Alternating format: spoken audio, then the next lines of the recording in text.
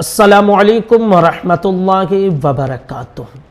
बहुत ज़बरदस्त ये वीडियो मैं आप तक पहुंचा रहा हूं और 3 चीज़ें ख़ास इसमें बयान की गई हैं जो आज तकरीबन हमारे मुआशरे में राइज हैं। हज़रत फ़ुज़ैल इब्न अयास कहते हैं कि मेरा एक शागिर्द था जो बड़ा शरीफ़ुन नफ्स था, तबीयत का अच्छा था, पढ़ने में बड़ा अच्छा था, ज़ाहिरी एतबार से यही मालूम होता था।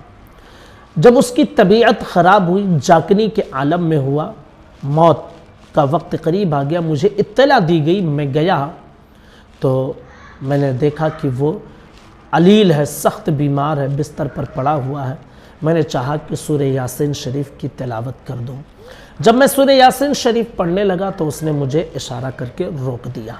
मैंने सोचा कि शायद बोझ बन रहा हो तो मैं रुक गया, मैंने नहीं पढ़ा। फिर मैंने सोचा कि ये मेरा शागिर्द है और आखिरी वक्त है ज़िंदगी का, लाओ इसकी ज़बान पर तलकीन करवाएं, कलमे तय्यबा पढ़ा दें। जब कलमे तय्यबा पढ़ाने लगे तो फ़ुज़ैल इब्न अयास कहते हैं कि उसने मना कर दिया और कहा कि मैं इसे नहीं पढ़ सकता।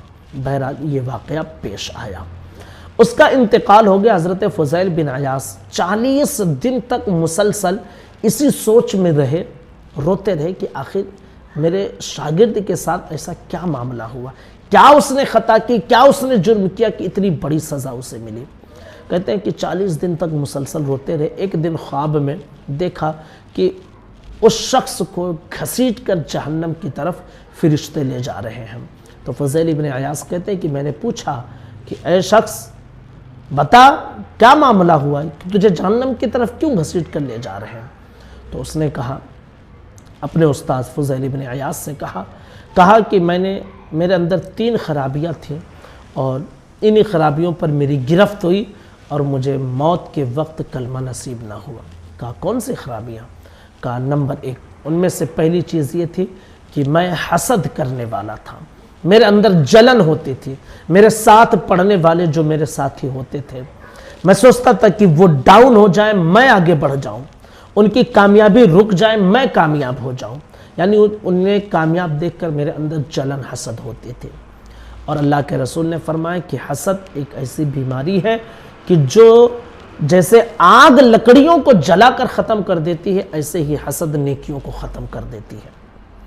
पहली चीज़। दूसरी चीज़ उसने कहा कि मेरे अंदर दूसरी बुराई ये थी कि मैं इधर की बात उधर, उधर की बात इधर करता था, चुगलखोरी। कहते हैं कि साथियों की बातें आप तक पहुंचाता था और आपकी बातें साथियों तक पहुंचा देता था। यानी चुगलखोरी करने की आदत मेरे अंदर बहुत थी। नंबर 3, उसने कहा कि मुझे एक बीमारी हुई थी और मैंने हकीम से बात की, उससे बताया कि मेरे अंदर ये बीमारी है। तो उसने मुझे मशवरा दिया कि तुम्हारी बीमारी इसी शर्त पर ठीक हो सकती है कि साल में तुम्हें 1 मरतबा शराब पीना पड़ेगा। कहते हैं मैं चुपके से साल में 1 मरतबा शराब पीता था। तो ये 3 बीमारियां, 3 बुराइयां मेरे अंदर थीं और इन्हीं 3 बुराइयों की वजह से मुझे मरने के वक्त कलमा नसीब नहीं हुआ।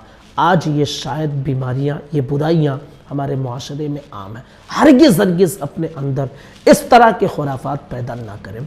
अगर हैं तो तौबा कर लीजिए अल्लाह की बारगाह में, ताकि मौत के वक्त आसानी हो और मौत के वक्त कलमे तय्यबा नसीब हो जाए। अस्सलामु अलैकुम व रहमतुल्लाहि व बरकातुहू।